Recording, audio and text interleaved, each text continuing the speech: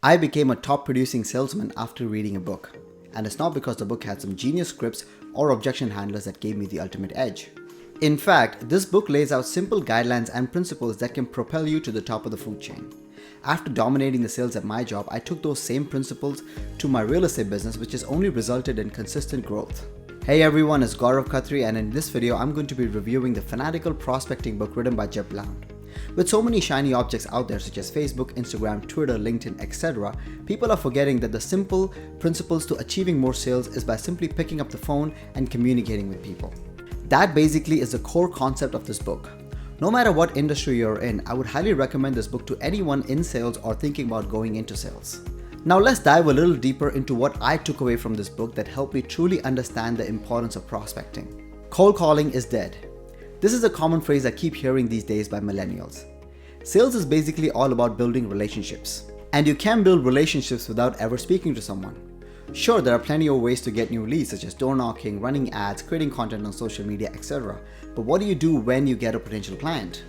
You still gotta call them no matter what. In fact, cold calling is even more effective now than before because all your competitors are chasing the next shiny object and hardly anyone is making the calls. The key to success in sales.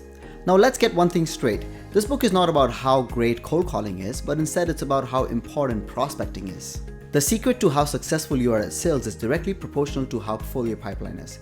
And you can only fill up your pipeline by talking to as many prospects as possible. Top producing salesmen keep prospecting until their pipeline is full, and then they prospect some more. It may sound like bad advice, but in sales, quantity beats quality every time. For example, let's imagine a scenario where you have employee A and employee B. Employee A makes around 100 calls a month and converts 3% of those into sales, which is basically 3 sales. And employee B makes around 500 calls a month but can only seem to convert 1% of those into sales, which is basically 5 sales. No matter how much better employee A is at communicating with people, employee B still wins because of the sheer volume of people contacted. The case for phone prospecting. You can find prospects using social selling, emailing, texting, etc. But the percentage of finding prospects successfully is higher when done using a phone call because phones connect to people instead of electronic devices. And since most of everything in business is online, calling someone over the phone adds a personal touch. Door knocking and face-to-face meetings are just as effective, but they're time consuming. You can cover a lot more ground by calling someone instead. One of the best ways to make your dials for the day is to time block your prospecting hours, preferably the first activity of the day, so that it's out of the way, leaving you to focus on the other activities. You should protect your prospecting hours at all costs. Turn off notifications, emails, social media, and any other distractions for that time block. Diversification.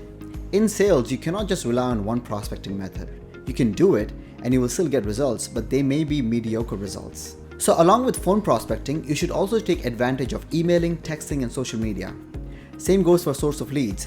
Finding prospects on just one channel will get you a specific type of customer who may not have the same buying window as other customers.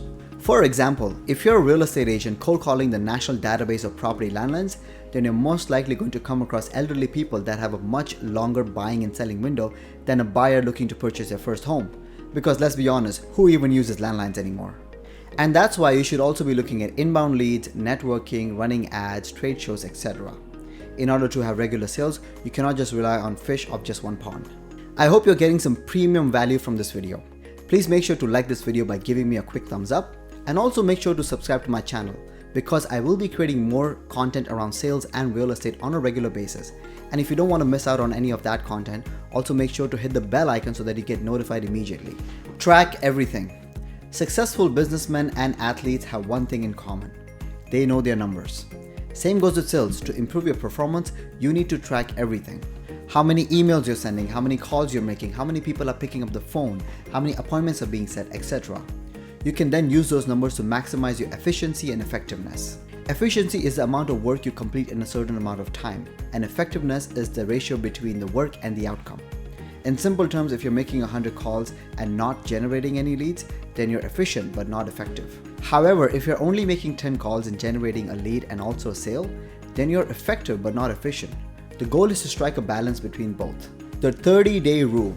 This rule basically states that your 30 days of prospecting efforts pay off in the next 90 days. And that's why you need to keep adding opportunities to your pipeline every day in order to have consistent sales.